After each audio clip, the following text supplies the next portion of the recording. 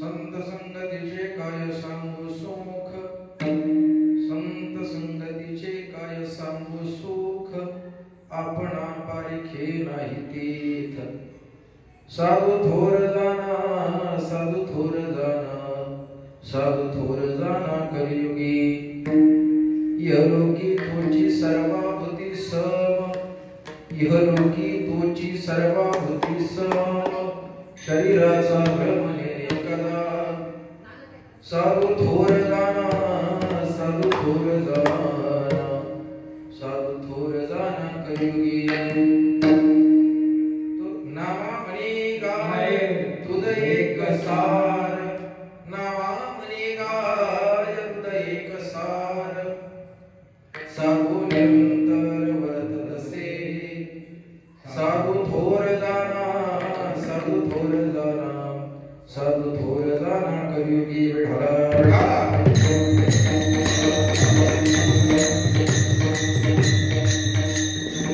शुक्लां ब्रह्म विचार सार परमां माद्यां जगद्व्यापिनीं, वीणा पुस्तकधारिणीं अभयदा जाड्यान्धकारापहा. हस्ते स्फटिकमालिकां विदधतीं पद्मासने संस्थितां, वन्दितां परमेश्वरीं भगवतीं बुद्धिप्रदां शारदां. विभुं वेणुनादं चरन्तं दुरन्तं, स्वयं लीलया उपवेशं ददानं. गवावृन्दगानं चारुहासं, परब्रह्मलिङ्गं भजे पाण्डुरङ्गं. पाण्डुरङ्गा गुरुप्रथमं दुसरे चरण संतांचिया, त्यांच्या कृपादाने कथेचा विस्तार तुकाबाजी सद्गुरुदास तुका. अलंकापुरी रम्य सिंहासन संपदा भोजती जो स्फुलिक प्रदेशम, विदिंद्रादिदैवे सदा स्तूयमानं. समाधिस्थ मूर्तिं भजे ज्ञानदेवं. नमो ज्ञानेश्वरा, नमो ज्ञानेश्वरा. निवृत्तिपदार सोपानदेवा, मुक्ताबाई नमो त्रिभुवन पावनी. आद्यत्रय जननी कृपाची, ज्या ज्या ठिकाणी पडलाय माझे, त्या त्या ठिकाणी निजरूप तुझे. मी ठेवितो मस्तक ज्या ठिकाणी, तिथे सद्गुरु तुझे पाय दोन्ही. श्री गुरु सारिखा असा पाठ.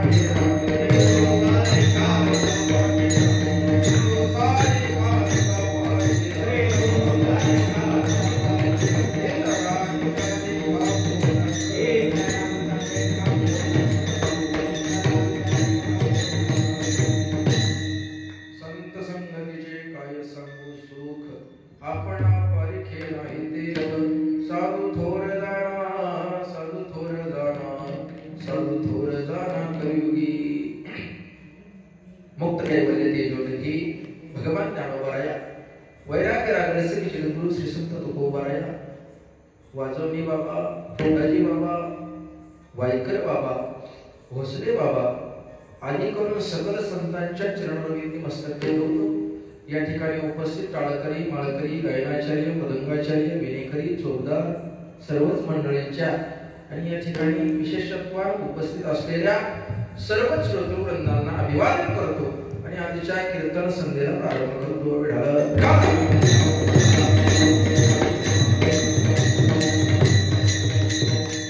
कीर्तन संध्या निमित्तानं आहे सांगण्याची गरज मला काही वाटत नाही, तरी सुद्धा वक्त्याचं आद्य कर्तव्य म्हणून आजचे कीर्तन सेवा का सालाबाद प्रमाणे याही वर्षी सद्गुरु ब्रह्मलीन कोंडाजी बाबा डेरी यांचा हा 10 दिवसांचा दौरा आणि त्या दौऱ्यामध्ये येणारं हे मळेवाडी नावाचं गाव, मनसर मधील सुप्रसिद्ध असं गाव आणि त्या गावामध्ये चालत असलेला हा दौऱ्याचा कार्यक्रम आणि त्या निमित्ताने कीर्तनाची सेवा. विठ्ठल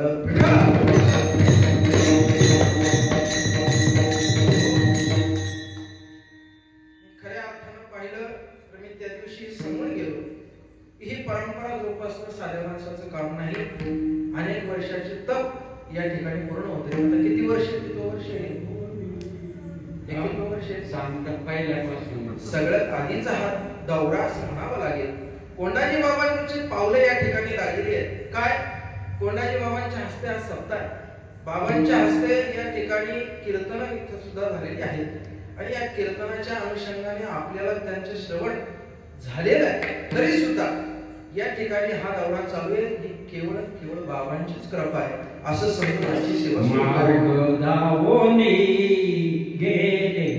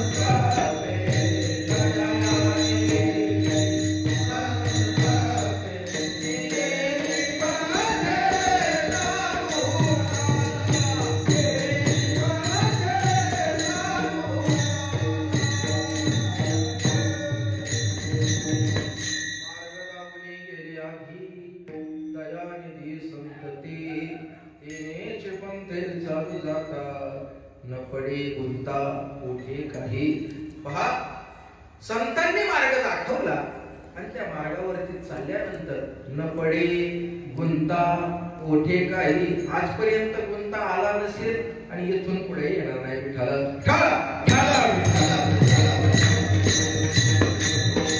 संत महात्मे काय करतात प्रत्येक वेळेला आपलं गाव आपला तालुका आपला जिल्हा याचा विचार करत नाही हरिदासाचा विचार करतात हरिभक्तांचा विचार करतात आणि त्या अनुषंगानं ते मार्गक्रमण करत राहतात संत मार्गे चालती त्यांची लागू मज माती अशी अवस्था प्राप्त झाली पाहिजे एवढ्या दिवसाचा दौरा आपल्याकडे आहे ना ही परंपरा अजूनही पण आपल्या मुलांना संक्रमित केली पाहिजे आता काय झाले सगळीच म्हातारी माणसं जमणार नाही जरा तरुणपणाने आपल्याला आणायला पाहिजे एवढी म्हातारी माणसं असून काही उपयोग नाही पुढची पिढीला कळालं पाहिजे आणि तसं पण तरुण पिढी पण जरा भांबावलीच आहे तरुण पिढी काही म्हाताऱ्या माणसाचं ऐकत तरी सुद्धा त्याला बाबा बाबड्या म्हणून काहीतरी समजून इथं आणावं लागेल ज्यावेळेला ही परंपरा अजून पुढे चालत राहील मी आता परंपरेवरती काही बोलणार नाही कारण पहिल्या दिवशी बरचसं काही परंपरेवरती बोललोय आपल्याला संतांच्या संगतीविषयी बोलायचं विठाला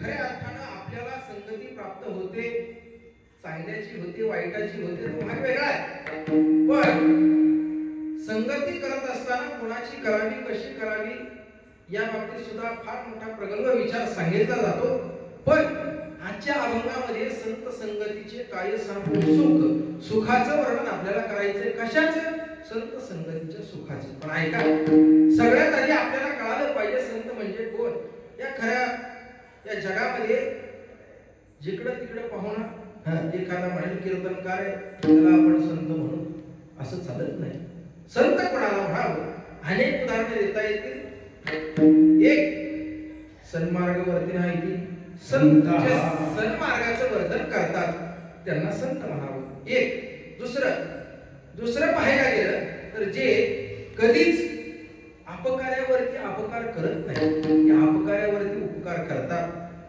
कसं तुम्हाला सांगू का आपण एखाद्यावरती उपकार करतो कारण आपल्याला माहित असतं तो आपल्या उपकाराची परतफेड करेल पण काही वेळेला संतांच्या वाट्याला अपकार झालेला आहे पहा यवनांगावर कुंकला प्रसाद देऊनी मुक्त केला ऐका ना काय होतं नाथरायांची एक सुंदर ओवी आहे ते म्हणतात खरा परमार्थी ओळखायचा खरा संत ओळखायचा त्याच्याकरता काय करावं लागेल अरे जो अपकार्यावर कोपला तो कोपे तात्काळ लागावला अपकार्याचे उपकार केला तो दागला परमार्थी तोची या शब्दाखाली अंडरलाईन करा तोची दागला परमार्थी विठाला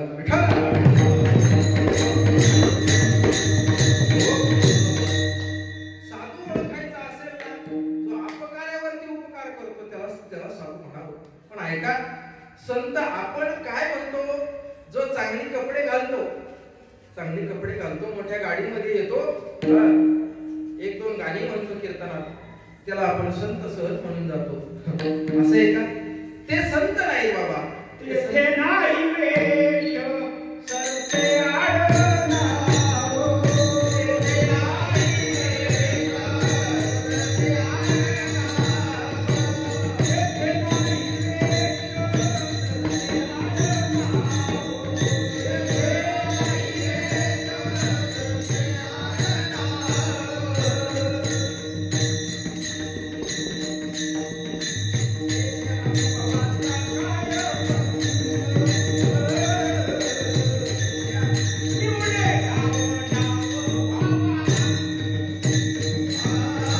वेश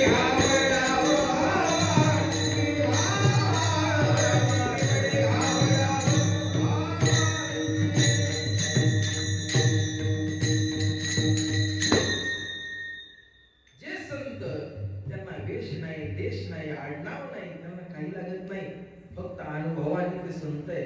अनुभवाने किंवा दुसरं प्रमाण द्यायचं झालं, देवते संत, देवते संत निमित्त त्या प्रतिमा किंवा ज्यांचा हेत विठ्ठल आहे ते संत.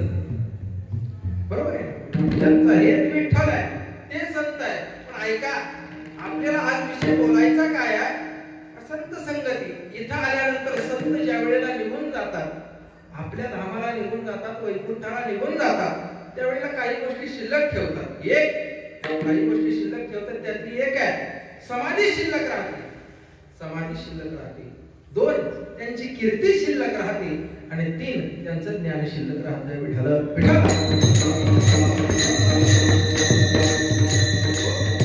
या ठिकाणी कीर्ती शिल्लक राहते. कोणाची?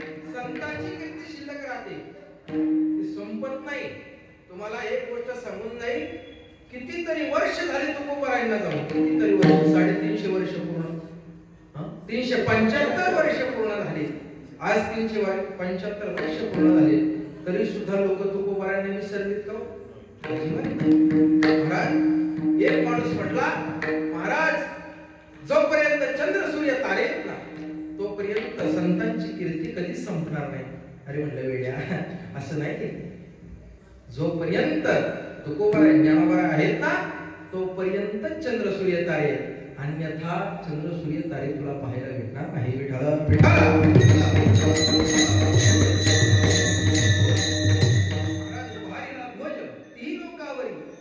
चराचरी कीर्ती ज्यांची किंवा गेले दिगंबर ईश्वर होती राहिल्या त्या कीर्तीच्या कारणा, अशी कीर्ती रूपाने उरणारे ते संत आहेत.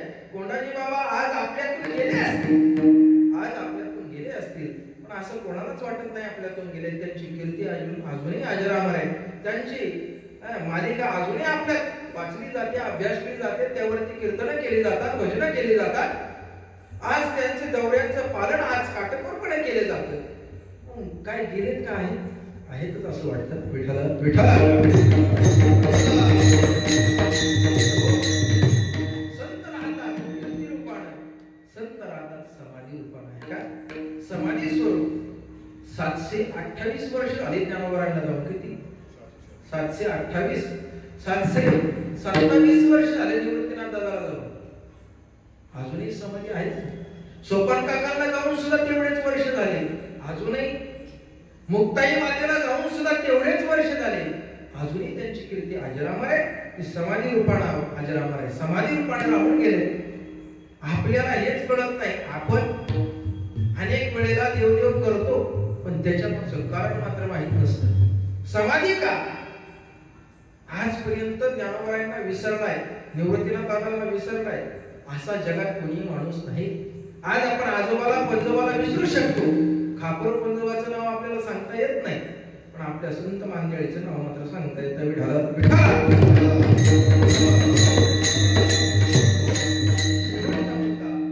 ज्ञान रूपाने या ठिकाणी राहतात, त्यांच्या वाङ्मय रूपाने या ठिकाणी राहतात.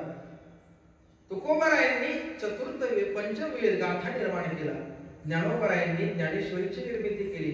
नवे 4 ग्रंथ निर्माण केले. अमृतानुभव असेल, हरिपाठ असेल, छंदोपासष्टी असेल, अनेक ग्रंथांची निर्मिती केली. पण ऐका, ते अजूनही अजरामर आहेत ना. आज आपल्याला अभंग वाचत असताना, तुकाराम गाथा वाचत असताना असं वाटतं का तुकोबाराय आज गेले असतील? कारण का नवीन नवीन युगाचा शोध तुकोबारायांनी गाथ्यामध्ये लिहिलेला आहे ना. आजच्या काळाचा शोध, कलियुगामध्ये पुढे काय होणार आहे याविषयीचं चिंतन तुकोबारायांनी केलेलं आहे. तुम्हाला एक प्रसंग सांगू का? ज्ञानोबारांची ज्ञानेश्वरी किती महान आहे. ज्ञानोबारांची ज्ञानेश्वरी किती महान आहे. आता काय होत आहे का, मोठे मोठे शास्त्रज्ञ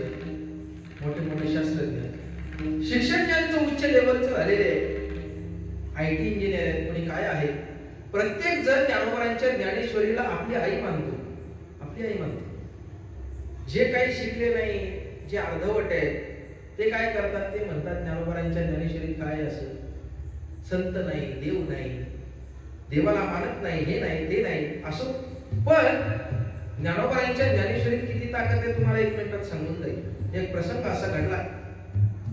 भारत आणि अमेरिका यांचा पूर्वी वाद होता. का वाद होता? कारण अमेरिका त्यावेळेला पाकिस्तानच्या गटात होती आणि संगणकाचा शोध नव्यानं लागला होता. अमेरिकेमध्ये संगणक वेगाने काम करायचा, 10 माणसाचं काम एकटा संगणक करायचा. त्यावेळेला भारतालाही वाटलं आपणही सुद्धा यांच्याकडून संगणक मागवून घ्यावा.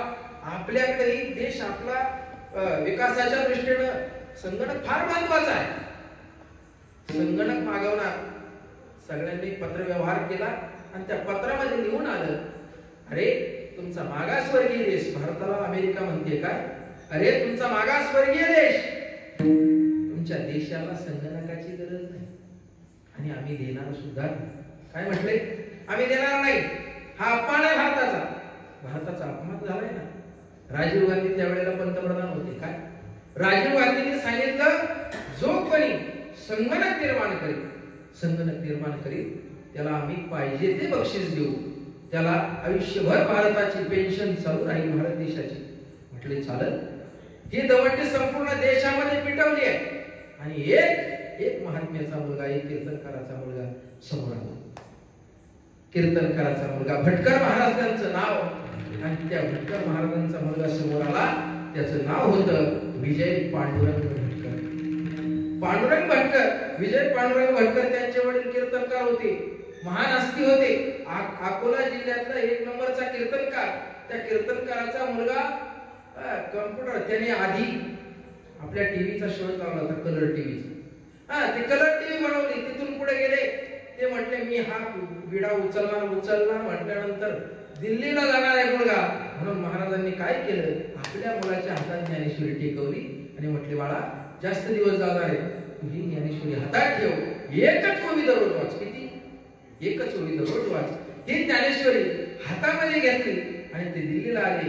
राजीव गांधीला सांगितलं मी संगणक बनवणार, 18 महिन्याचा कालावधी मला द्या. किती?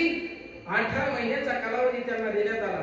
दररोज एक ज्ञानेश्वरीची ओवी वाचायची आणि कामाला सुरुवात करायची. एक ओवी वाचायची, कामाला सुरुवात करायची. असं करत असताना 14 महिन्याचा काळ पूर्ण झाला आणि 14 महिन्यानंतर संगणक नाही, महासंगणक निर्माण केला.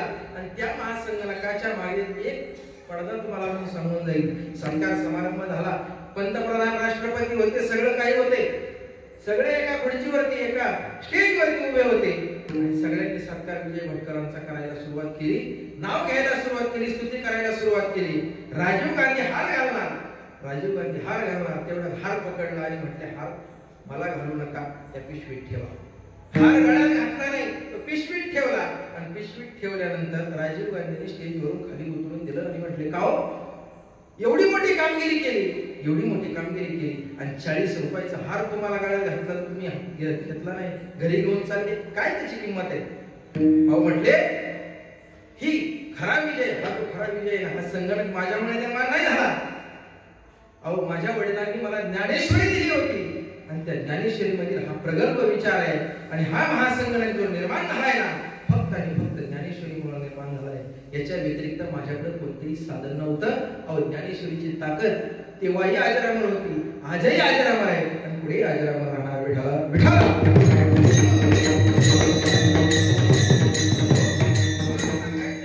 मला सांगायचंय काय, संतांचं वाङ्मय, संतांचं ज्ञान सुद्धा आपल्याला पुढे कामी येणार आहे, एवढंच लक्षात घ्या. विठाला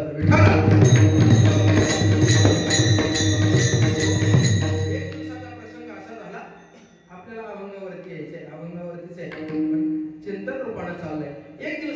प्रसंग झाला. ज्ञानोबा राय 16व्या वर्षी भगवंताजवळ गेले, मला समाधी घ्यायची. किती वर्षी? 16व्या वर्षी. पण त्यावेळेला भगवंतानं सांगितलं, नाही तुला समाधी घेता येणार नाही, अजून तुझं कार्य बाकी आहे. पण ज्ञानोबा रायांना वाटलं 4 वर्ष करायचंय तरी काय, आपण तीर्थयात्रा करू. काय करू? तीर्थयात्रा करू. मग सोबत येणार कोण? पहिले नाव समोर आलं, नामदेवरायांना न्यायचं. नामदेवरायांना न्यायचं. अहो खरे नामदेवरायांना न्यायचं, पण नामदेवराय का पंढरपूर सोडायला तयार नाही. आता काय करावा? देवाला आधी सांगितलं होतं नामदेवरायांनी, देवा तू जिथं जाशील, तू जिथं असशील तिथंच मी येणार, इतर कुठे जाणार नाही. ज्ञानोबा राहायचा नामदेवरायांजवळ गेले, त्यांना म्हटले, नामदेवा आपल्या दोघांना मिळून तीर्थयात्रा करायची. ज्ञानाला वाटलं नामासोबत तीर्थयात्रा करावी. पण ऐका ना, नामदेवराय म्हटले, माझं काय नाही. ज्ञानोबा माझं काही नाही. देवाला विचारावं लागेल. रावणामध्ये पोहोचले आणि रावणाच्या बाहेरच नामदेवराय उभे राहिले आणि आत ज्ञानोबा गेले. देवाला एक विषय काही आवडला नाही. म्हणले, हसत खेळत बागडत नामदेव माझ्याजवळ येणार नामा, आज दरवाजाच्या बाहेर उभा राहायला काय कारण? ज्ञानोबारायांनी बोलायला सुरुवात केली. म्हटले, मला तीर्थयात्रेला जायचंय आणि तीर्थयात्रेला मला सोबत कोण पाहिजे? नामदेवराय पाहिजे. म्हटले, चालेल घेऊन जा. महाराज तीर्थयात्रा चालू झाली. कथा प्रसंग वाढवणार नाही, मला थोडासा भाग सांगायचा आहे. हो, पंजाब प्रांत, गुजरात प्रांत, पंजाब प्रांत, राजस्थान प्रांत करत करत अयोध्या काशी करत करत पुन्हा आपल्या पंढरपुरामध्ये आले. आणि पंढरपुरामध्ये आले याचं वर्णन तीर्थावळीमध्ये, तीर्थे करुणी नाम पंढरी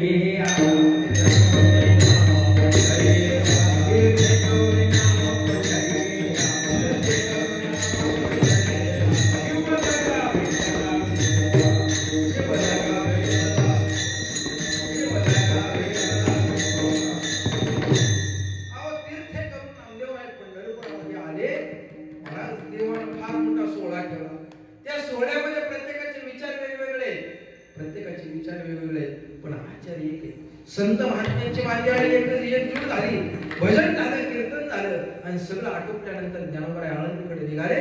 आणि इकडे नामदेवरायांजवळ तत्वनिष्ठ असा साधक आला.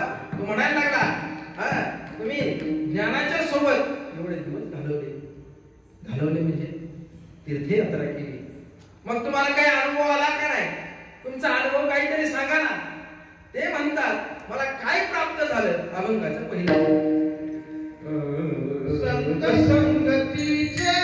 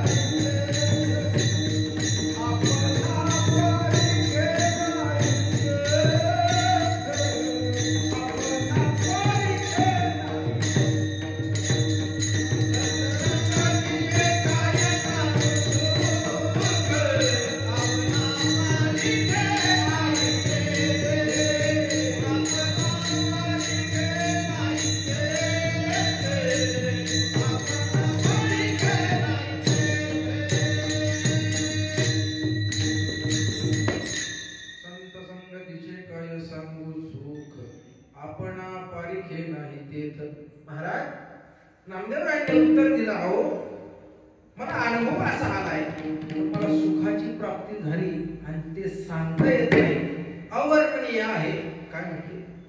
सुख हे अवर्णनीय आहे. एवढं सुख झालंय का ते सांगता येत नाही. साधकाने विचार केला, साधकाने वेदांत शास्त्राचा अभ्यास केला होता, पंचदशीचा अभ्यास केलेला होता, अनेक शास्त्राचा अभ्यास केलेला होता. तो साधक म्हटला, नामदेवराय सगळं खरंय, सगळं खरंय, पण ऐका ना, एवढा अभ्यास मी केला आणि तुमच्यापेक्षा मोठा नाही बरं का, एवढा अभ्यास मी केलाय का शास्त्र मला सांगतंय का संगतीत सुख नाही. काय म्हणते?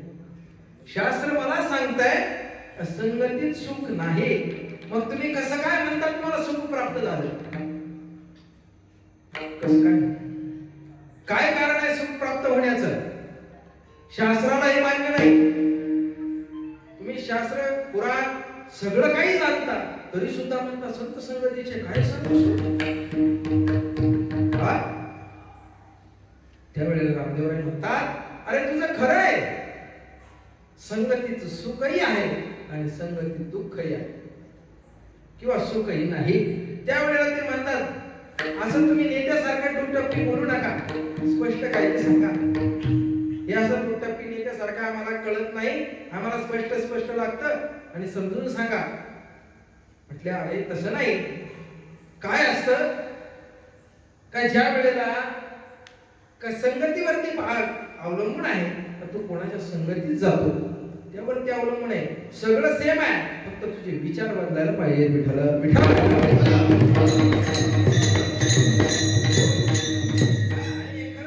शास्त्र सांगतो संगतीत सुख नाही. संगी सर्वथा बाध्यते लोके, संगी सर्वथा बाध्यते लोके. संग केल्यानंतर, संगतीमध्ये आल्यानंतर लोकांना बाधा निर्माण होते. मग संगतीमध्ये सुख झालं कसं? एकांतामध्ये जे सुख आहे ते सुख कशात नाही, पण आपल्याला एकांतामध्ये आपले विकार जागृत होता कामा नये. आणि मुळामध्ये ज्ञानोबाराय तीर्थाला गेले, मगाशी तीर्थाला गेले, पण ज्ञानोबारायांना तीर्थाला जाण्याची इच्छा का झाली हे सुद्धा वेगळंच काहीतरी कारण आहे. ज्ञानोबाराय हे स्वतः चित्त तीर्थ आहे. दोन प्रकारचे तीर्थ सांगितले जातात, एक भौम तीर्थ आणि दुसरं चित्त तीर्थ. भौम तीर्थ त्या ठिकाणी स्नान केल्यानंतर आपली पापे नाहीशी होतात आणि चित्त तीर्थ असं आहे, त्या तीर्थात स्नान केल्यानंतर आपल्याकडे येणारी जी पापाची वासना आहे ती दूर होते. पापाची वासना दूर होते. मग ज्ञानोबारायांनी ज्या ज्या वेळेला सांगितलं संगत, नामदेवराय म्हणतात संगतीत सुख आहे ना, नाही ना, शास्त्र याला पुरावा आहे. शास्त्र सांगते नाही, संगतीत सुख नाही. त्यावेळेला तो साधक म्हणतो, तुम्ही त्या चिमणी सारखं करू नका. जी चिमणी उडते, एक दाना तिने याचा घेतलाय, भाताचा घेतलाय, तांदळाचा घेतलाय आणि पुढे चालत चालत चालत असताना उडताना तिला एक खळ दिसलं, तुरीच्या डाळीचं खळ दिसलं आणि ते खळ पाहिल्यानंतर तिला असं वाटलं आता भाताची व्यवस्था झाली, जरा डाळीला काहीतरी घ्यावा म्हणून ती खाली वाकली. पण काय झालं, तिने डाळ घ्यायला तोंड लावलं, डाळ घ्यायला तोंड लावलं, याचा दाणा खाली पडला, तांदळाचा दाणा. का तांदळाचा दाणा खाली पडला? कबीरजी महाराज म्हणतात, चुडिया एक ले एक डाल, चुडिया एक ले आणि एक डाल, दोन दोन घ्यायचा प्रयत्न करू नको. एक घ्यायचा असेल तेच घे, याच्या पलीकडे तुझ्याकडे टिकणार नाही, तो तोंड एवढं मोठं नाही. तसं नामदेवराय आम्हाला स्पष्ट सांगा, नक्की तुम्हाला म्हणायचंय तरी काय? नामदेवराय म्हणतात,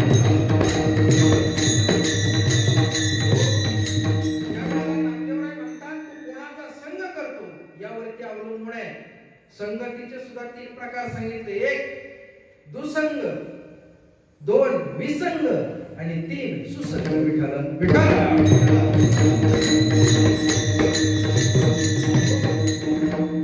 ज्या संगतीला शास्त्रामध्ये मान्यता दिली नाही, खऱ्या अर्थाने या जगामध्ये 5 प्रकारचे पापी सांगितले. किती प्रकारचे? 5 प्रकारचे पापी सांगितले. 1 ब्रह्महत्या पातकी, 2 सुरापान म्हणजे दारू पिणारा, 3 चोरी करणारा आणि 4 गुरु स्त्रीशी गमन करणारा. पण 4च सांगितले, 5वा काही सांगितला नाही. 5वा काय आहे? 5वा प्रत्येकाची संगती करणारा, ब्रह्महत्याच्या संगती राहणाऱ्याला तेवढंच महापातक लागतं. दारू पिणाऱ्याच्या संगतीत राहणाऱ्याला तेवढंच महापातक लागतं. गुरु स्त्रीशी गमन करणाऱ्याच्या संगतीत राहणाऱ्याला तेवढंच पाप लागतं. आणि शेवटचं काय? विठाला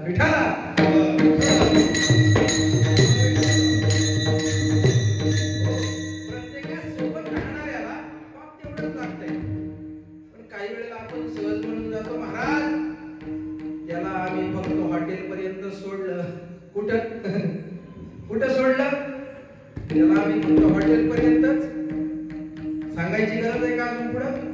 त्याला फक्त बार पर्यंतच आपण सहज म्हणून जातो. आपण जर गाडीवरती एखाद्या एवढ्या माणसाला घेतलं, लोकांनी विचारलं ना, आपण सहज म्हणतो, अहो काय नाही, लिफ्ट मागितली म्हणून मी दिली. पण त्याचा थोड्या वेळासाठी जरी संग प्राप्त झाला तरी सुद्धा दुःख आहे. विठाला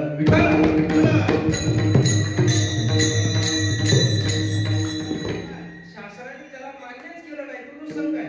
दुर्जनाचा करता संग तव तो होय वा, तव तो होय वा.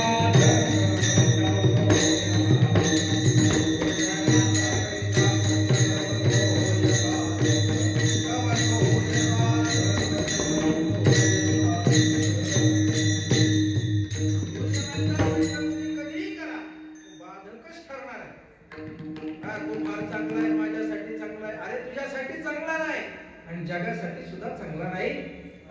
तुम्ही मला सांगा, एक मुलगा आहे, त्याची जर मावशी कोळशाची जर व्यापारी असेल, ती ज्या वेळेला आपला भाचा आलाय म्हणून हात जर तोंडावरून तिने फिरवला, तर त्या पोराला काय पावडर लागेल का? सांगा ना, पावडर लागेल का? काय होणार आहे? भाचा आहे, चांगल्या स्वरूपाने हात लावलाय, चांगल्या विचाराने हात लावलाय, तरी सुद्धा तोंड काय झालंय? काळं झालं ना. काळ्या माणसासोबत राहिलं, वाईट माणसासोबत राहिलं, तुम्ही कितीही चांगलं म्हणा, किती चांगलं त्याला राहण्याचा प्रयत्न करा, पण दुःख होणार आहे.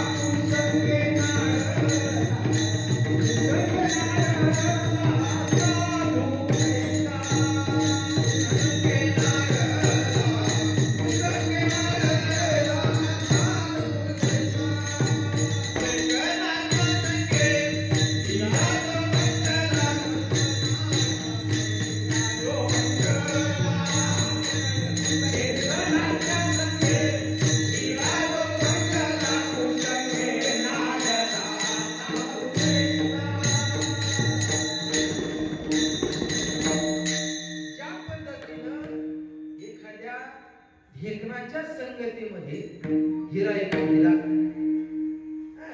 अहो त्या हिऱ्याला गाणाने मारा, अहो तो ऐरणीत घुसतो. वाचे मारिरा महाराज ऐरणावरती ठेवला, त्याला वरून घणाने मारला, तो एक घणात तरी शिरतो, नाहीतर ऐरणीत तरी शिरतो. पण जर का त्याला संगत ढेकणाची लावली तर तो क्षणार्धात पाणी होऊन पडतो. तशाच पद्धतीनं चांगल्याची संगती करा. चांगल्याच्या संगतीत गेल्यानंतर, आता तुम्हाला उदाहरण देऊन चांगल्याच्या संगतीचं, एखादा व्यक्ती आहे अत्तराच्या दुकानात गेला, अत्तराच्या दुकानात गेला आणि अत्तराच्या दुकानात गेल्यानंतर दुकान चांगलं होतं. त्या दुकानात गेल्यानंतर तो म्हटला जास्मिन दाखवा, तो म्हटला चाफा दाखवा, तो म्हटला चंदन दाखवा. दाखवत असताना त्याचा पाय सरकला आणि तो काचेच्या एका स्टूल वरती पडला आणि त्या स्टूल वरती सगळ्या काचेच्या बाटल्या होत्या. त्या काचेच्या बाटल्या फुटल्या आणि फुटल्यानंतर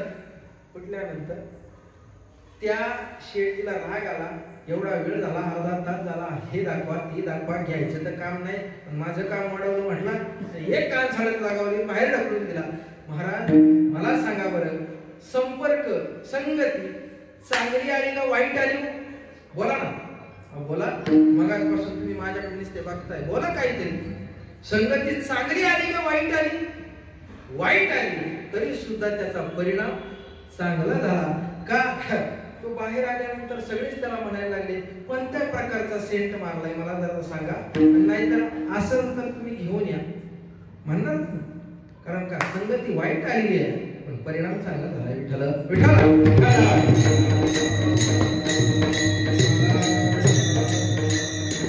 आपल्याला दुसरं फार लवकर प्राप्त होतो, चांगला संघ आपल्याला मिळत नाही.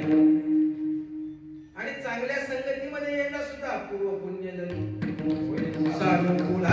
पूर्व पुण्य लागतं. महाराज आपल्याकडे पूर्व पुण्य नसेल तर चांगली माणसं सुद्धा आपल्याला भेटत नाही. आजच्या काळामध्ये एक उदाहरण सांगू का? आजच्या काळामध्ये जर आपल्याकडे पैसे नसतील तर जगाकडे सुद्धा पैसे नसतात.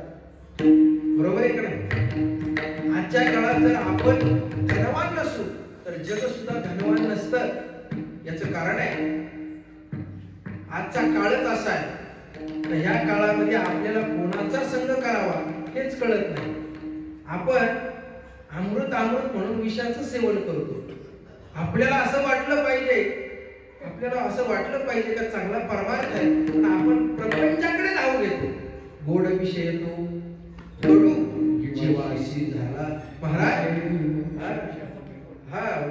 विषयाचा पडी पाडू, गोड परमार्थ लागे कडू विषय तो कडू जीवाशी झाला.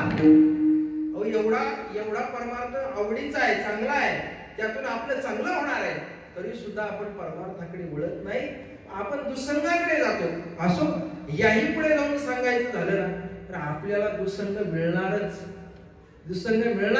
कारण हे कलियुग आहे. विठ्ठल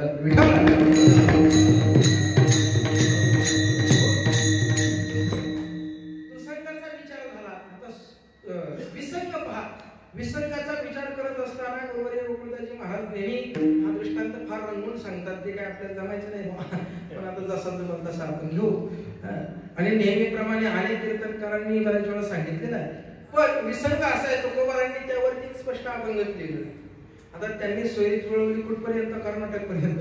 आता जातात, तेव्हा जात होती का नाही मला माहित नाही, पण आता जातात हे माहितीये. तेव्हाचा प्रसंग वेगळा होता. माझा आवाज येत नाही का तुम्हाला? हा, जरा फ्रेश राहा थोडीशी. ते कसं नागिनीच्या पानासारखे झोपू नका तुम्ही, असं जरा सूर्यफुलासारखे टवटवीत राहा. संपत आले कीर्तन, जास्त वेळ नाही बोलणार. काय सांगत होतो? कर्नाटक मना कीर्तन. विठ्ठल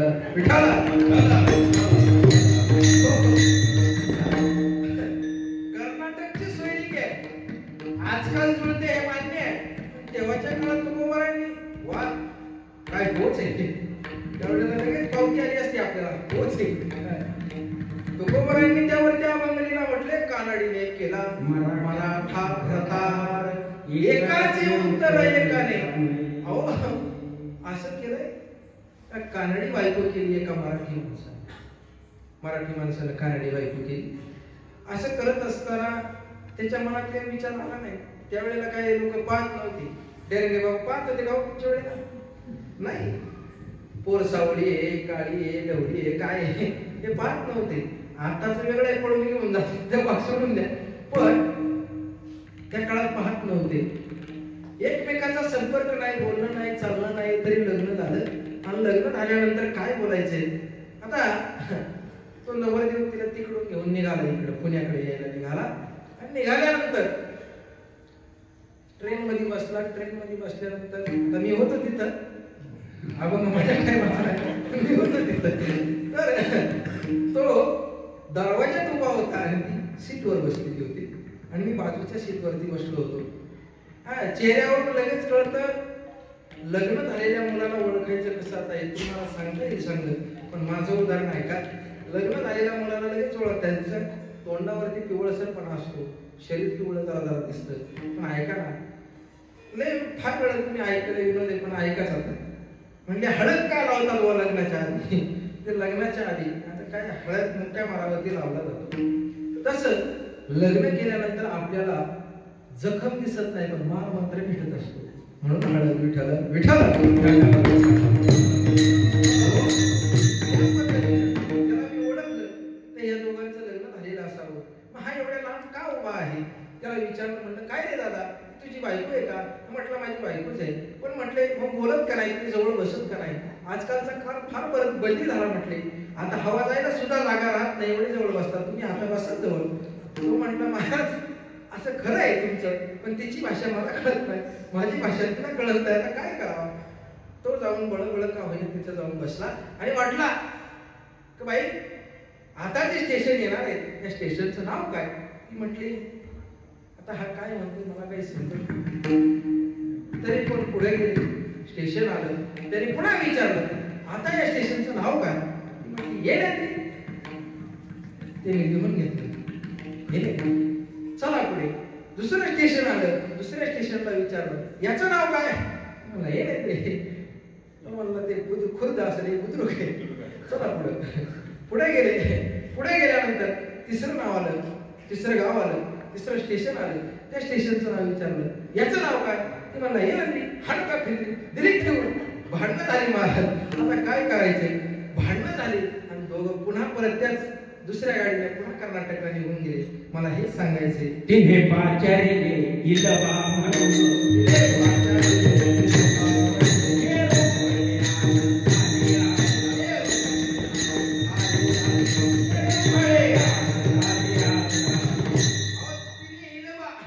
मी तुझा नवरा तुम्हाला बाबा म्हणते असं नाही चालायचं.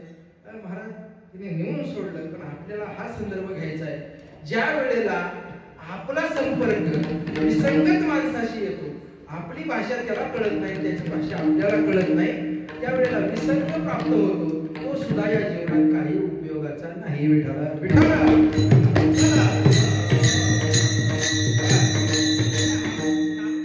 प्राप्त काय झाला तर सुसंग प्राप्त झाला. हेच सांगू का सुसंग म्हणजे काय? अहो नामाला ज्ञानाची संगती झाली म्हणजे काय गोड वाटलं काय?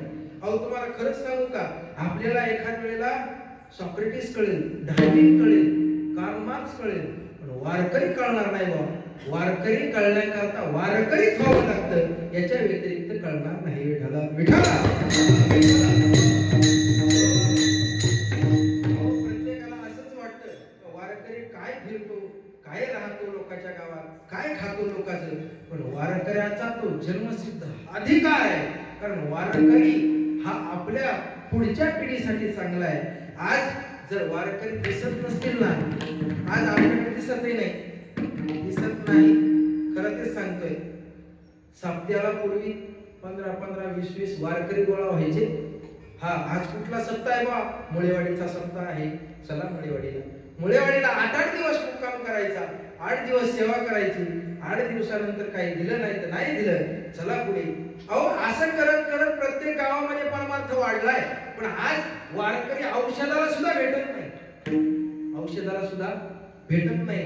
सप्ते आपल्याकडे उक्ते झाले माझं गाव धरून चालत असं काय नाही. मी काही मला तुम्हाला बोलतो असं काय नाही. सगळ्यांचं तेच झालंय.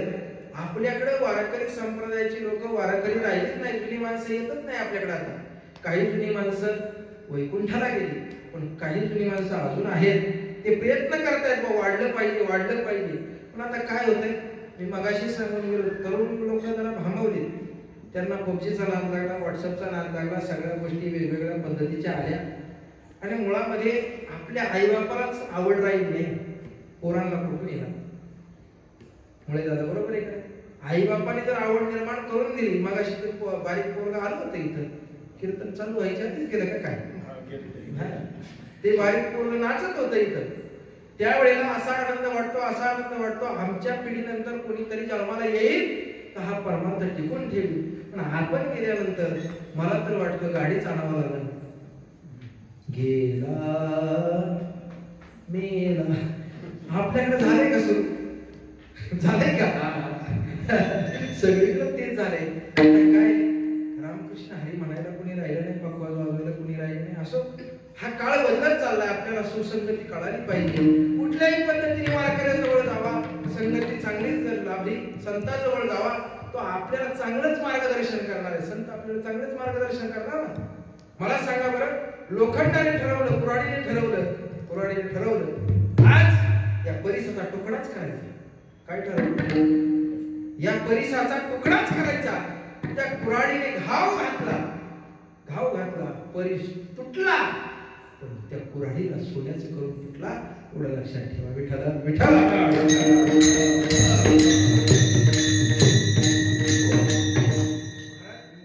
परिसाजवळ जर एखादं लोखंड गेलं, त्याचं सोनं आपसूक झाल्याशिवाय राहत नाही. तसं संताजवळ एखादा साधक गेला तर त्याच्या जीवनाचं सोनं झाल्याशिवाय राहत नाही. खरं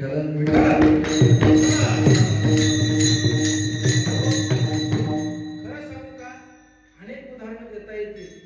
पाण्याला जर वाटलं दुसंग करावा, पाण्याला वाटलं दुसंग करावा, तापलेल्या लोखंडावरती जाऊन पडावं, त्या पाण्याचा काही उपयोग होणार नाही. ते क्षणार्धात नाहीस होईल. त्या पाण्याला वाटलं जर आपण कमळाच्या दळावरती जाऊन बसावं, कमलपत्रावरती जाऊन बसावं, ते फक्त भासेल हिऱ्यासारखं, ते भासेल फक्त मोत्यासारखं, पण मोती होणार नाही. पण जर त्या पाण्याला वाटलं ना स्वातीच्या नक्षत्रामध्ये, शिंपल्यामध्ये जाऊन पडावं, त्याचा खऱ्या अर्थानं मोती झाल्याशिवाय राहणार नाही. ही खऱ्या अर्थानं संगतीचा परिणाम आहे.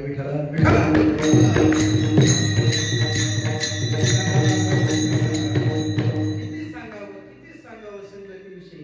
अहो, संगतीविषयी सांगत असताना संत थकतच नाही. सुखया संत समाज,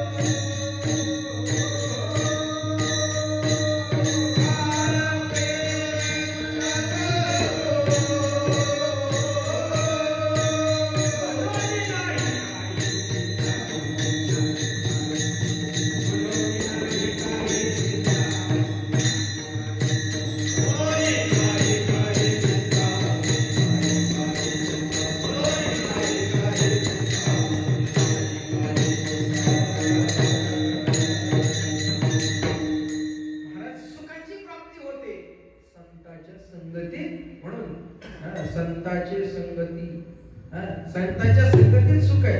आणि संत संगतीचे काय सांगू सुख, हे नामदेवरायांना म्हणावंच लागलं. कारण का, तिथं सुख थोडं नाही आणि वाढ सुख आहे, फार सुख आहे. ते सुख शब्दात सांगता येत नाही. म्हणून काय हा शब्द वापरला. मला सांगू, आपली सुखाची व्याख्या काय आहे?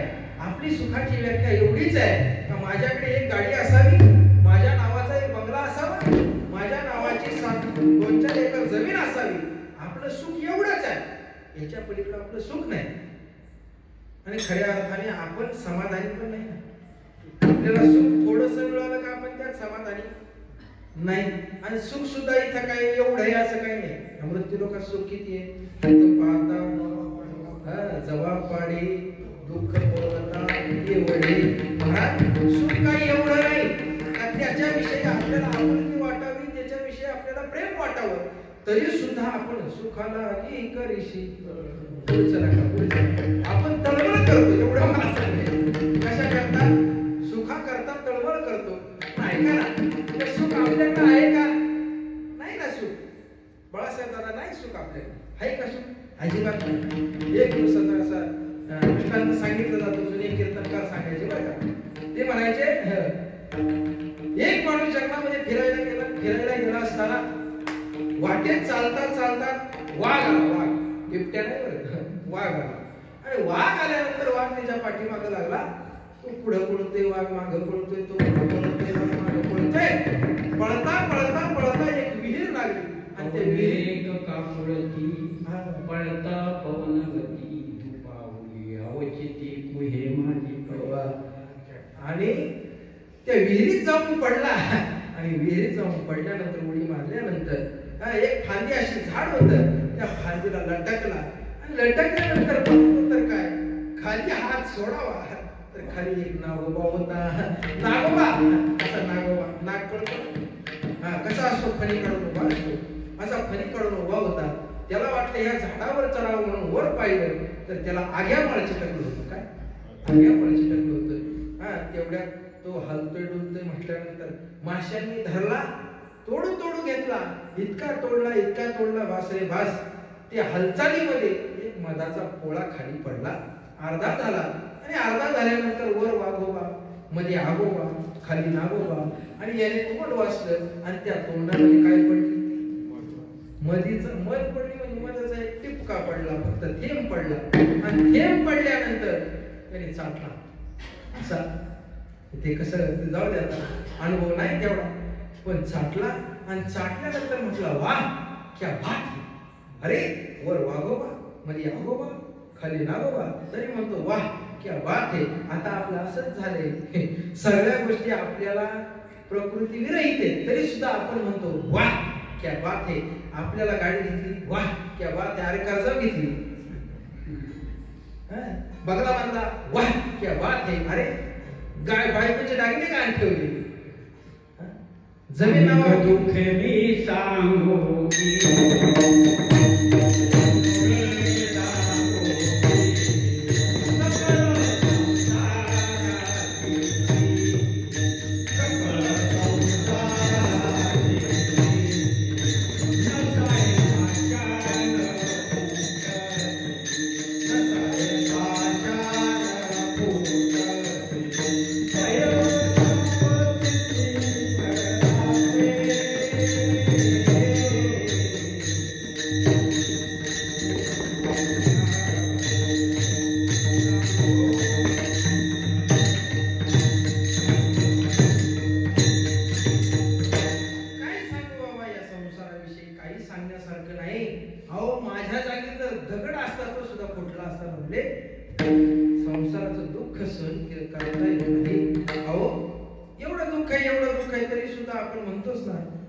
सगळीकडून आपल्याला त्रासच आहे, तरी आपल्याला एखादी गोष्ट प्राप्त झाली का आपण म्हणतो वा आपलं समाधान झालं.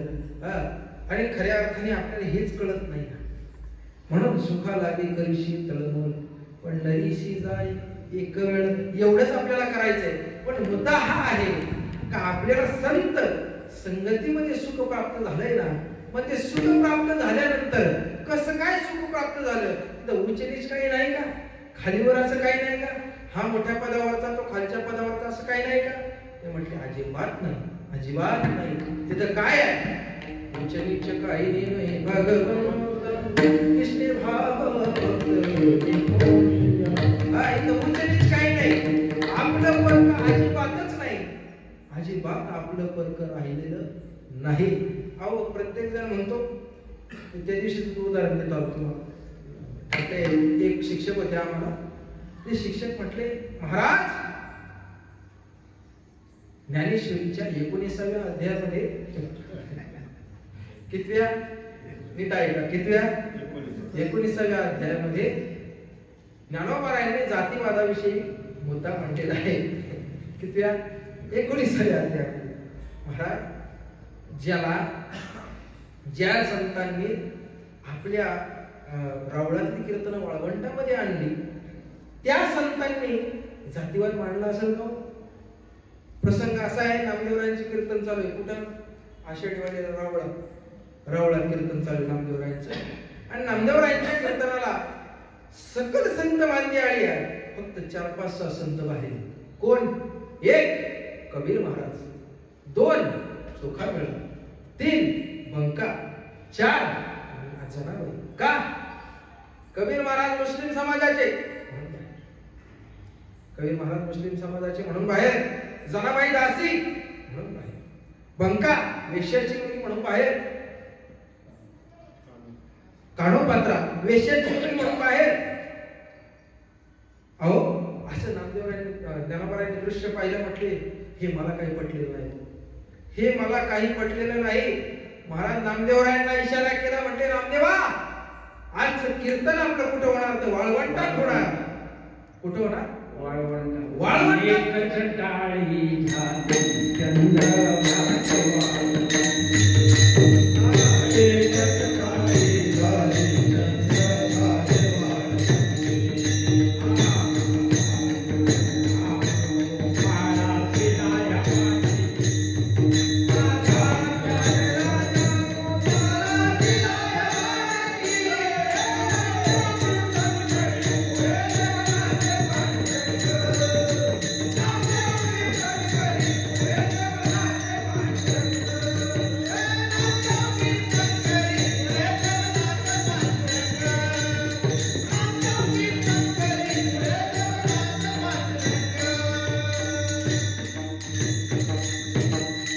एकच टाळी झाली कार्तिकीच्या एकादशीच्या वेळेला झालं वाळवंटात आणि आजही ती परंपरा चालू आहे.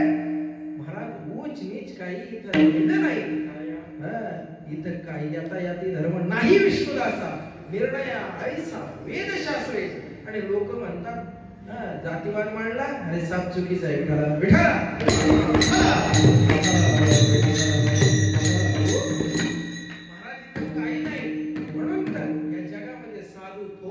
अभंगाचं दुसरं चरण.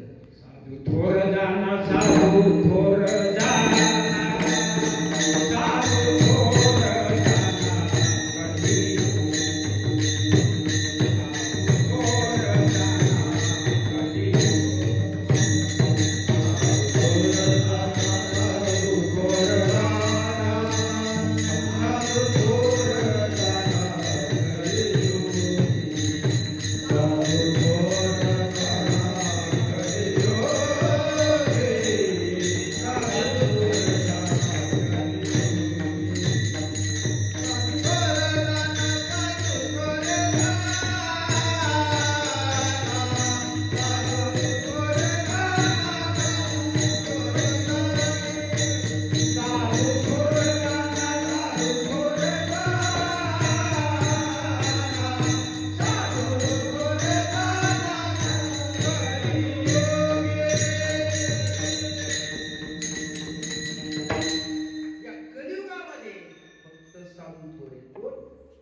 साधूच थोरे. महाराज एकदा सांगून जमलं असतं. तीन तीन वेळा कशाला सांगितलं? साधू थोर जाना साधू थोर जाना साधू थोर जाना. कलियुगी दोन वेळेला करत आहे. दुरुक्ती आहे आणि त्यात दुरुक्ती झाली. कशा करता ही कशा करता? आठवलं म्हणून पाठवलं असं काही आहे का? आठवलं म्हणून टाकलं असं काही आहे का? असं नाही. साधू हा इंद्रादी देवांपेक्षा श्रेष्ठ आहे. थोर आहे. एक साधू हा सामान्य जीवापेक्षा थोर आहे. दोन आणि साधू हा जगन्नियंता भगवान पांढरीश पांडुरंगापेक्षा सुद्धा थोर आहे. म्हणून तीन वेळा साधू थोर जाना. संतांचे सुख झाले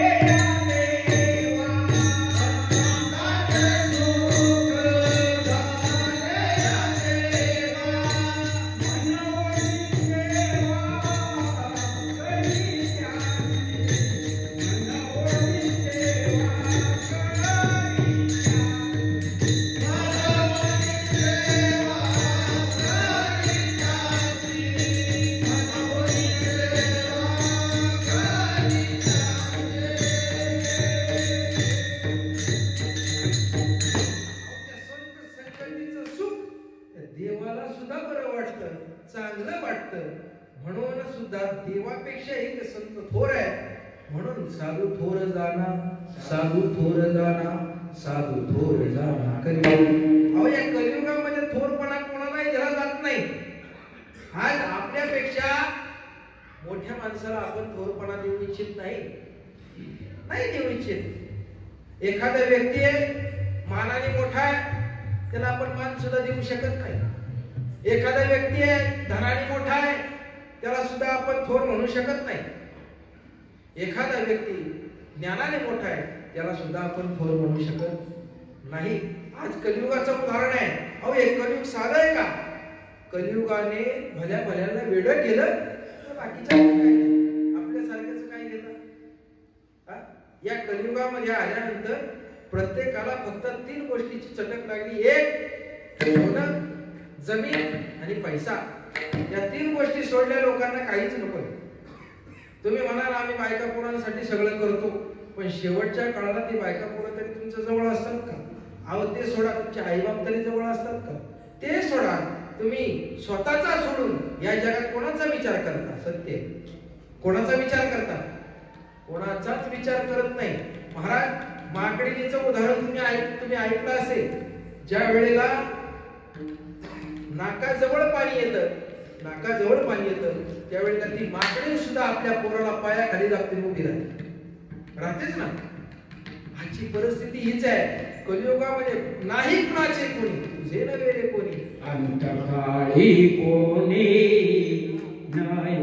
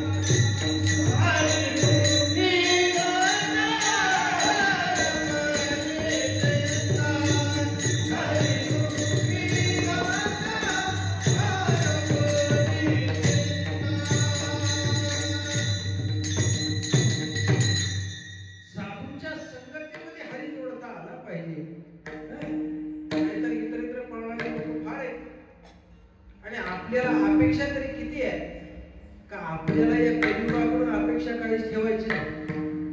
आपण जर अपेक्षा ठेवली कलियुगाकडून तर आपलं भ्रमनिरास झाल्याशिवाय राहणार नाही. भ्रमनिरास होणारच आहे. या कलियुगात अनेक प्रकारची लोक सांगितली, पण त्या कलियुगामध्ये संत हा थोरच आहे. संत सोडले या जगात कोणी थोर नाही. कलियुगावरती मात करणारे फक्त एकच संत आहे. म्हणून संताजवळ जा आणि आपलं उद्धार करून घ्या.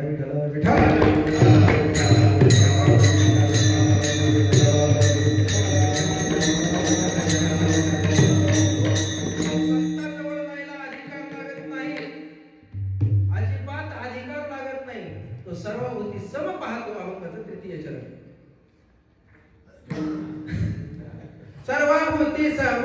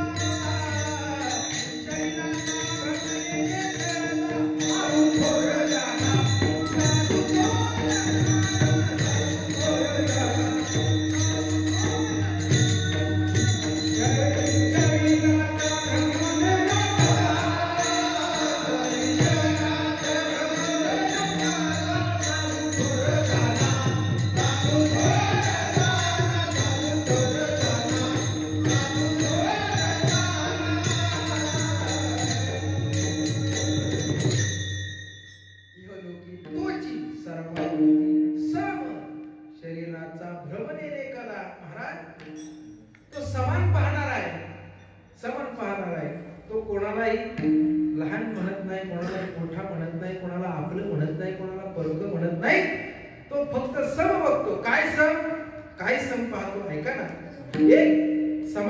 पद्धतीने विचार करणार आहे. लोक म्हणतील महाराज याच कॅटेगरीची लोक गेली पाहिजेत असं काही आहे का?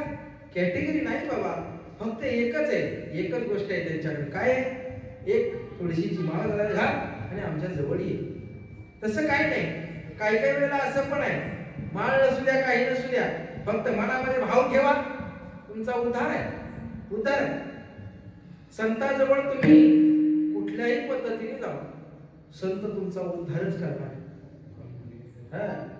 महाराज यौवन अंगावरील थुंकला प्रसाद देऊनी. महाराज संत महात्म्यांनी उद्धारच केला. अविश्वाक्याचं ज्ञानोबरायांना एवढा त्रास दिला तरी सुद्धा त्यांनी काय केलं? नामदेवरायांचे गुरु करून ठेवलंच ना विसोबाक्याचं. अहो मंबाजी बुवा असेल, रामेश्वर भट असेल, रामेश्वर भटांनी एवढा त्रास दिला, मंबाजी बुवांनी काट्याच्या काठीनं मारलं तरी सुद्धा कीर्तनाला मंबाजी बुवा आले का नाही? त्यांची जागा मोकळी का? म्हणून स्वतः आणायला गेलेच ना. का? याचं कारण आहे सर्वाभूती सम. सर्वांकडे पाहत असताना समान पद्धतीनं पाहणं हा विचार संतांचा आहे. आणि आपण जर जगामध्ये समान पाहत असू ना तर आपल्याला दुःख होणार नाही. महाराज आपल्याला दुःख याचं आहे, ऐकताय का? आपल्याला दुःख याचं आहे का पुढचा माणूस मोठा होतोय ना आपण लहान राहतो. बाजूच्याने इनोवा गाडी घेतली म्हणून आपल्या पोटात दुःख आलं, बाजूच्याने फॉर्च्युनर घेतली म्हणून आपल्या पोटात दुखतं. महाराज तुम्हाला खरं सांगू का? माझ्या बाबांचं एक वाक्य आहे, ते म्हणतात आयुष्यभर डोकं आणि पोट कधीच दुखता कामा नये. ज्याचं पोट आणि डोकं दुखत असेल त्याने समजून जायचं त्याला लोकांचं टेन्शन आहे स्वतःच. आणि पोट ज्याचं दुखत असेल त्यांनी समजून जायचं पुढच्याचं काहीतरी चांगलं पाहिलं असेल. महाराज एका व्यक्तीनं सांगितलं डॉक्टरकडे गेला. डॉक्टरला म्हटलं डॉक्टर साहेब माझं फार दिवस झाले पोट दुखतंय. म्हटले काय झाले? नक्की काय झाले बा? काही खाण्यात आलं का? म्हटले नाही, चांगलं अन्न खातो मी, काल मेथीची भाजी खाली, बाजरीची भाकर खाली. इथं असं लाजलाय म्हणजे दरवर्षी असते म्हणून म्हणले असं खाल्लं. बर आदल्या दिवशी काही खाल्लं होतं का? नाही म्हटले. त्याच्या आदल्या दिवशी चांगलं होतं, त्याच्या आदल्या दिवशी तर मासवड्या खाल्ल्या म्हटले, चांगलं होतं सगळं काही. मग म्हटलं झालंच कसं? काही नाही म्हटले, बाजूच्याने ना 2 मजली बंगला बांधला त्याच्यामुळे माझं पोट दुखतं.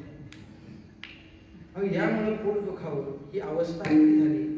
म्हणून गुरुवर्य सांगत असतात का पोट दुखलं का समजायचं दुसऱ्याचं पाहून विठ्ठल विठ्ठल.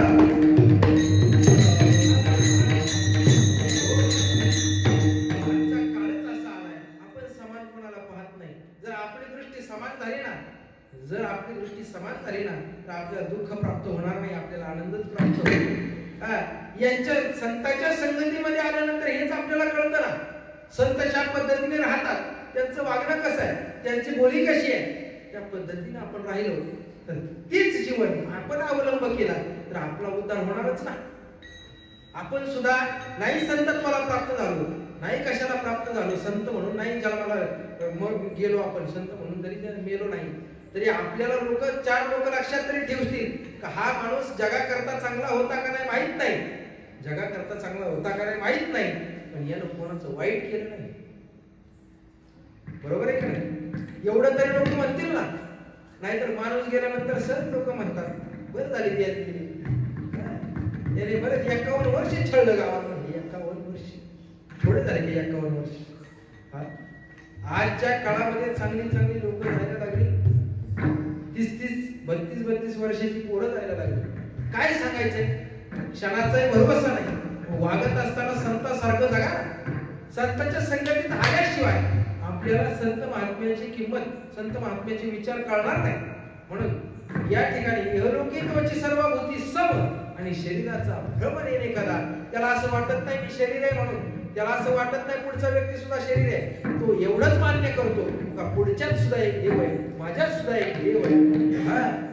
सर्वभूती पाहे एक वासुदेव. वासुदेव पाहण्याचा प्रयत्न त्या संतांचा असतो. आपण वासुदेव पाहत नाही, आपण म्हणतो आला छंडा,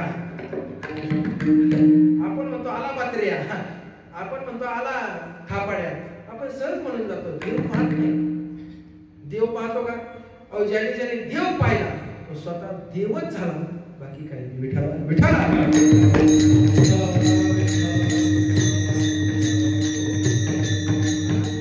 1400 वर्षाचा सांगर्य ज्ञानोबरायांकडे वाघावरती बसून आला, साप हातात घेऊन सापाचं चाबूक घेऊन आला.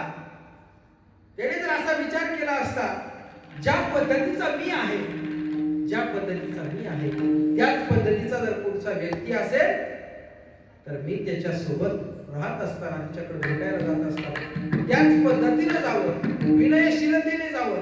पण अहंकारामध्ये मनामध्ये फारच उन्मत्त झालेला, 1400 वर्ष जगलेला, मुक्ताईने सहज म्हणावं 1400 वर्ष जगला, पण डोक्यात काहीच नाही, मोकळं ते मोकळच राहिला, हा कोरा ते कोराच राहिला. अशा पद्धतीने महाराज लोकांची निंदा आपल्यावरती येते, याचं कारण आपण सुद्धा कोणाची तरी निंदा करतो. आपण कोणाची निंदा केली नाही, लोक सुद्धा आपली निंदा करणार नाही. हा संतांचा एक छोटासा विचार आपल्यामध्ये, आपल्या अंगामध्ये मिळवा ना. अहो लोक आपल्याला काय नाव ठेवणार? विठ्ठल विठ्ठल.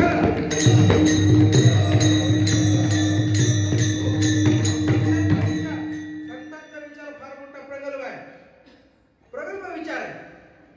आज जर संतांचा विचार पाहिला तर आपल्याला पुढच्या काळामध्ये काय होणार आहे हे सुद्धा माहिती आहे. आज माहिती आहे, पण आपण वाचत नाही, त्याच्यामुळे कळत नाही. तुकोबारांनी लिहून ठेवलेलं आहे ना, पुढच्या काळात काय होणार आहे हे लिहून ठेवलेलं आहे.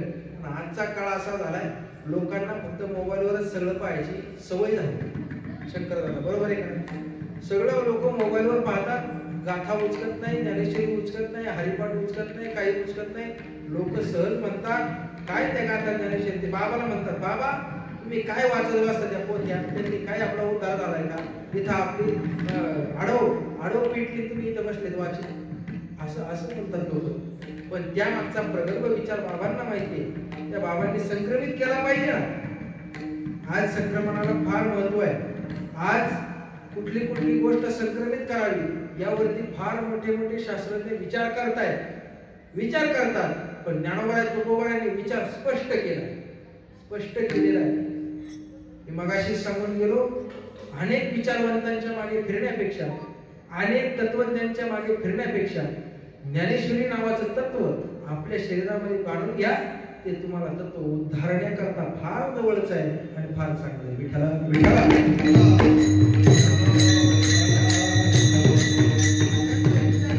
त्यांचा विचार किती प्रगल्भ आहे सांगू का? गायी पाहतो आपण, गायी, त्या गायीचं सगळं काही आसार असू शकतं, पण दूध मात्र सार आहे. त्या अभंगाचं शेवटचं म्हणे गाय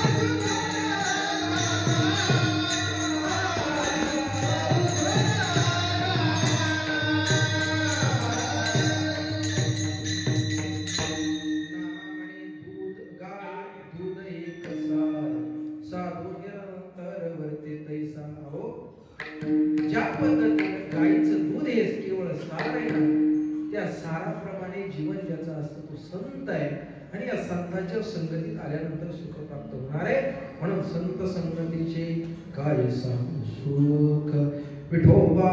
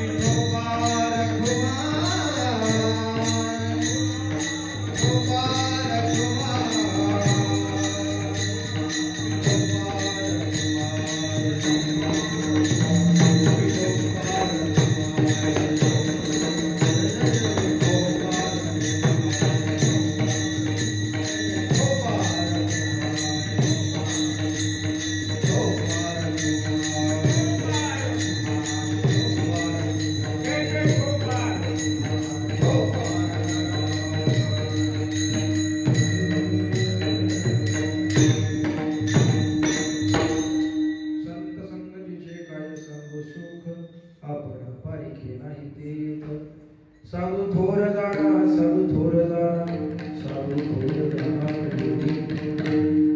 खऱ्या अर्थाने सांगायचं झालं तर या अभंगावरती मोडका विचार मांडण्याचा माझा प्रयत्न झाला. तुम्हाला खरंच सांगू का, ज्या वेळेला या गायीच्या स्तनाजवळ एक गोचिड असते जवळ असते ना, फार पडदाड असते पडद्या, तरी सुद्धा तिला दूध सेवन करता येत नाही. त्या दुधाचं सेवन जसं आपण करतो ना, पायपा दूध पवित्राण गोड पासी त्वचेच्या पदराळ अभिर्ण क्वचित अशुद्ध काळी सेविते.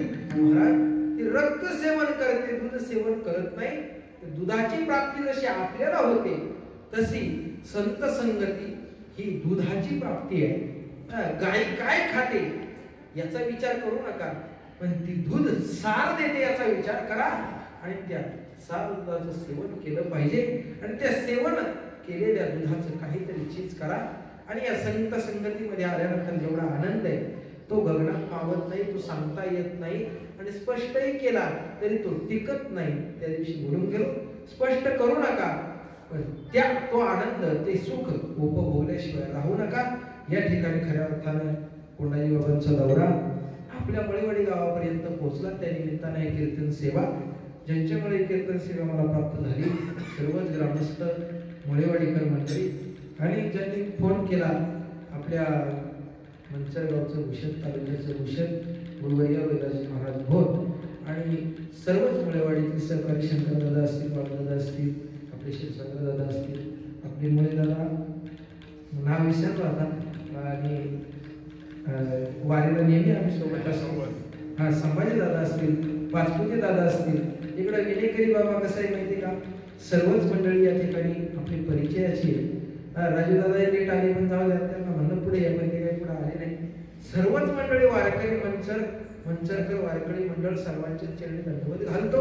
आणि या ठिकाणी खऱ्या अर्थाने विशेषत्वाने उपस्थित असणारे आपले आंबेगाव तालुका सर्वच भागातील वैभव असणारे मृदंग आचार्य जे जिटॉकीज फेम विशाल दादा राहून या ठिकाणी उपस्थित आहे. त्यांना सुद्धा मी धन्यवाद व्यक्त करतो. त्यांच्यामुळे सेवा प्राप्त झाली, सर्वांचं धन्यवाद व्यक्त करतो. आणि खऱ्या अर्थाने सर्व ज्ञानी गुणीजन मंडळी माझ्या समोर उभी आहे, बसलेली आहे. ढेरंगे बाबा असतील, लांडे बाबा असतील, फुले बाबा असतील आणि काय यांनी चांगल्या लोकांना पिऊन म्हणजे त्यांचं ज्ञान सगळं घेतलेलं आहे त्यांच्याकडून. पण माझ्यासारख्या तोडक्या मोडक्या कीर्तनकारांचं कीर्तन ऐकण्याकरता या ठिकाणी बसलेले साथीला उभे आपले फुलेदादा हे सर्वांनाच मी धन्यवाद व्यक्त करतो.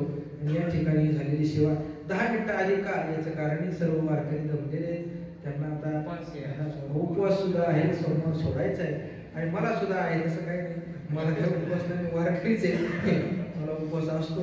जवळजवळ 7-8 वर्ष झाली. आता हे सांगायची गोष्ट नाही, पण करायला पाहिजे. तरुण मंडळी उपवास तरुणपणात नाही, मग म्हातारपणात करायचा उपवास. अशा पद्धतीने सर्वांनी उपवास केले पाहिजेत. आणि झालेली सेवा गुरुवारी गोकुळदासजी महाराज पिंपळे यांच्या चरणावरती समर्पित करतो. झालेली सेवा कोणाजी बाबा, वायकर बाबा, वाजवणे बाबा, भोसले बाबा या सर्व संत मांदियाळीच्या चरणी समर्पित करतो. पंढरीच्या पांडुरंगाच्या चरणी समर्पित, ज्ञानोबांच्या चरणी, तुकोबांच्या चरणी सेवा समर्पित, नामदेवरांच्या चरणी सेवा समर्पित आणि थांबतो. ज्ञानेश्वर